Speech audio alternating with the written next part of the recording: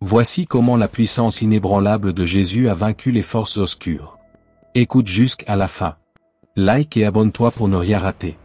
Dans un village isolé, niché au cœur d'une forêt dense, se trouvait un lieu réputé pour sa pratique ancienne et redoutable de la sorcellerie. Les habitants, profondément enracinés dans les traditions occultes, adoraient des esprits maléfiques et recouraient à des pratiques de magie noire pour manipuler, contrôler et nuire à ceux qui osaient s'opposer à eux. Ce village, où la peur régnait, semblait presque invincible face aux forces spirituelles de la lumière. Un jour, un groupe d'évangélistes, animés par la foi et la conviction de la puissance de Jésus, décida d'entrer dans ce village pour annoncer l'évangile.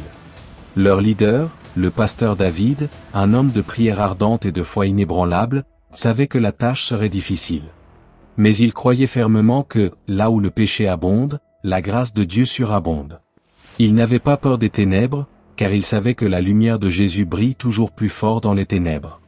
Le village était une forteresse de sorcellerie, où chaque maison était protégée par des talismans, des amulettes et des symboles mystiques.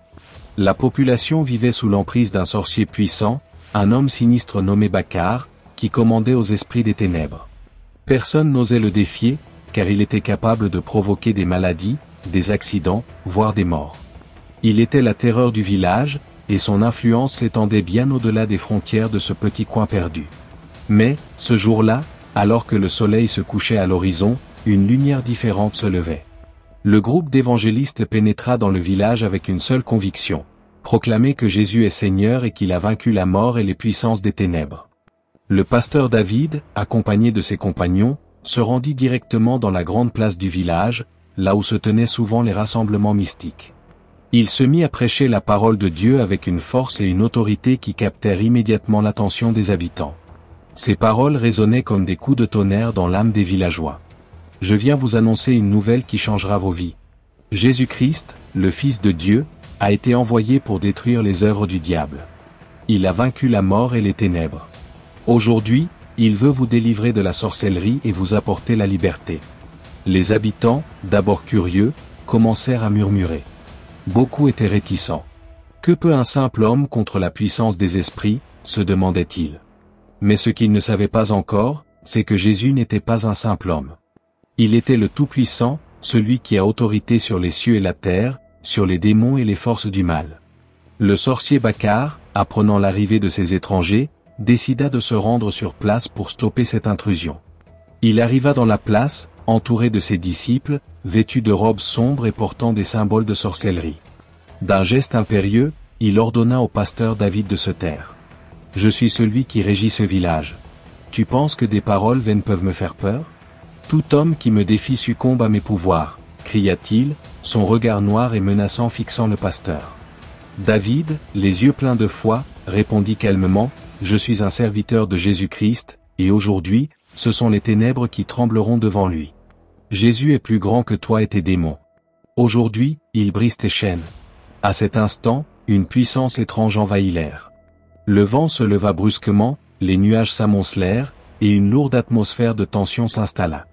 Les habitants, pris de panique, reculèrent lentement, sentant la présence de quelque chose de surnaturel. Le pasteur David éleva alors la voix, priant avec ferveur.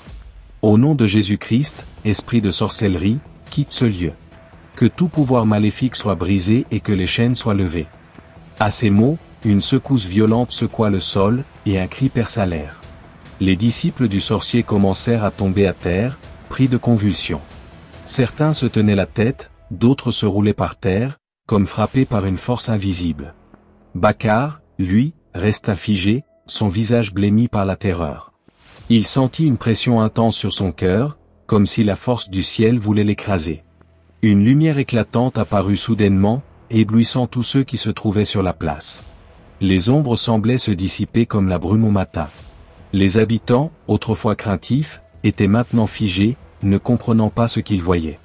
La sorcellerie et la magie noire, qui avaient régné en maître pendant des générations, étaient désormais réduites à néant. Baccar, tremblant, tomba à genoux, suppliant: « Que voulez-vous de moi ?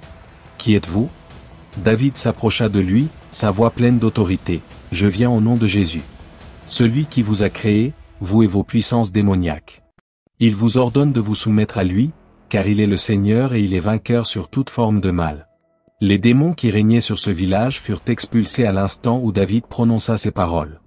Bacar, complètement brisé, se leva, le visage marqué par la crainte de Dieu. Les habitants, témoins de ce miracle divin, commencèrent à pleurer et à se repentir. Ils comprenaient maintenant que leur croyance dans la sorcellerie les avait conduits dans les ténèbres, mais que la lumière de Jésus pouvait les sauver. Ce jour-là, le village fut transformé. La peur des sorciers fut remplacée par la crainte de Dieu. Les symboles occultes furent brûlés, les talismans détruits.